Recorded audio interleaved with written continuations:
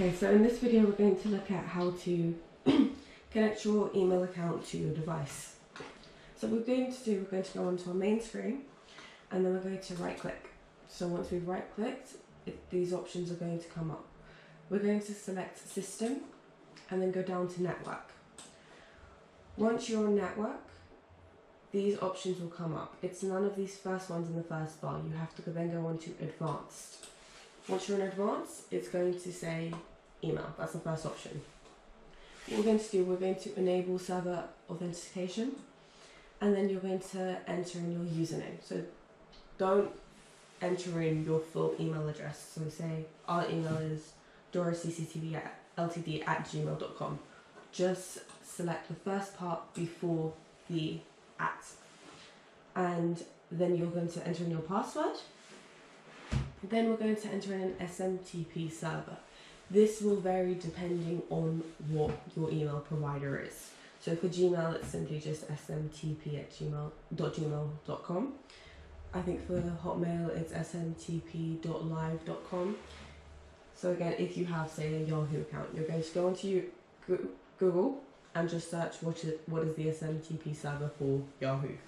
It will give you what the answer is depending on what your email provider is, because there's loads of different providers. The next part is SMTP port. So again, you're going to do the same thing. You're going to go into Google and you're going to say what's the SMTP port for Gmail. With Gmail, I think 3 different options came up. What you're going to have to do is try each one, enter them in, and then test it and see if it works or not. It may not work with a certain number. You'll have to try the other one. You will eventually find one that works. It's just varied per email address.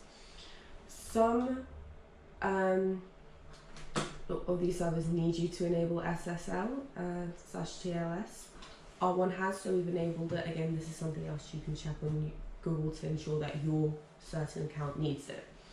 So then the next part, we're going to go on to Sender. So what adding your email does, basically, if you've turned on motion detection or whatever and you want to receive email pictures when there is motions, this is the email address that it will send from and the email address it will send it to. So the sender, we're going to use our own account, and then the receiver, you can pick various receivers. We've just sent it again to our own account.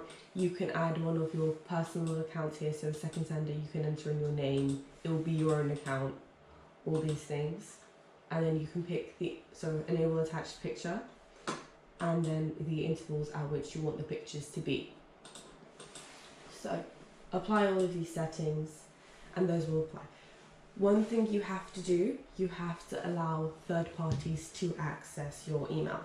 So that's basically what this is. This isn't a computer device, this is a separate entity, and you're going to need to allow this device to use your email to send things.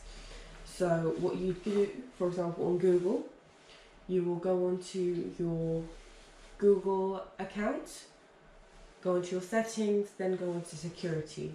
Somewhere there it will say, do you want to allow third-party access? You're going to turn it on. It will say you're more vulnerable because you're allowing this access, however you know what device you're allowing it on. If you're no longer comfortable with that, you can always go back and turn the option off. It doesn't have to remain there.